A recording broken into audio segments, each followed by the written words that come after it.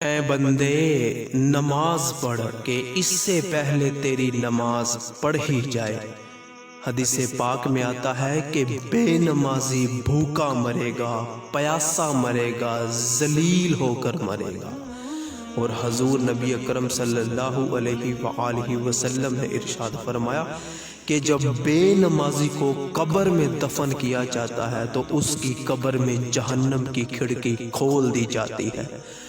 اس کی قبر میں ایک آزدہ مسلط کیا جاتا ہے جس کا نام بھی حضور نے ارشاد فرمایا کہ اس کا نام الشجاع الاقرع ہوگا۔ اس کی آنکھیں آگ کی ہوں گی، آواز میں بجلی کے جیسی کڑک ہوگی۔ وہ انسان کو جھڑک کر اٹھائے گا، کہے گا کہ مجھے میرے اور تیرے رب نے تجھ پر عذاب دینے کے لیے مسلط کیا ہے۔ اے بندے تو فجر کی نماز نہیں پڑھتا تھا، مجھے حکم ہے کہ میں تجھے فجر سے لے کر ظہر تک مارتا رہوں۔ پھر تو ظہر کی نماز بھی نہیں پڑھا کرتا تھا، مجھے حکم ہے کہ میں تجھے ظہر سے لے کر عصر تک مارتا رہوں۔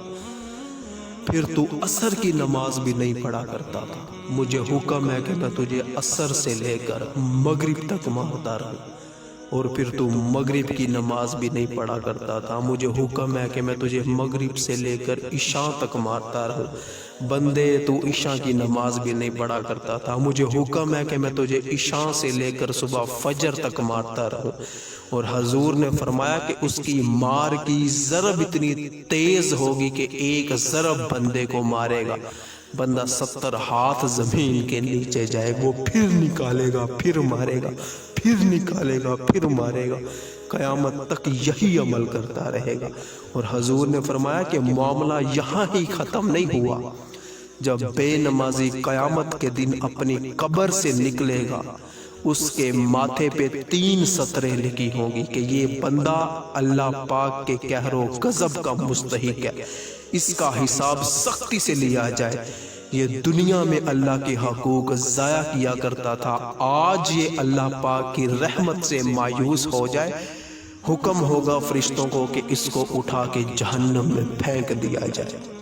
اللہ پاک قرآن میں ارشاد فرماتا ہے ما سلککم فی سقر قالوا لم نک من المصلین، کہ قیامت کے دن کچھ لوگوں کو گھسیٹ کر جہنم میں لے جایا جائے گا، تو کچھ جنتی ان سے سوال کریں گے کہ تمہارا جہنم میں جانے کا کون سی چیز سبب بنی؟ تو وہ کہیں گے کہ ہم نماز نہیں پڑھا کرتے تھے۔ اور حدیث پاک میں آتا ہے کہ بے نمازی کی زندگی سے برکت ختم کر دی جاتی ہے، چہرے سے صالحیت کی علامت مٹا دی جاتی ہے، اس کی کوئی بھی دعا آسمان تک نہیں پہنچتی، اسے کسی بھی عمل خیر پر ثواب نہیں دیا جاتا، اور نیک لوگوں کی دعاؤں میں اس کے لیے کوئی حصہ نہیں ہوتا۔ اللہ پاک کی مخلوق اس سے نفرت کرتی ہے۔ اس ویڈیو کو زیادہ سے زیادہ شیئر کیجیے، اچھی بات شیئر کرنا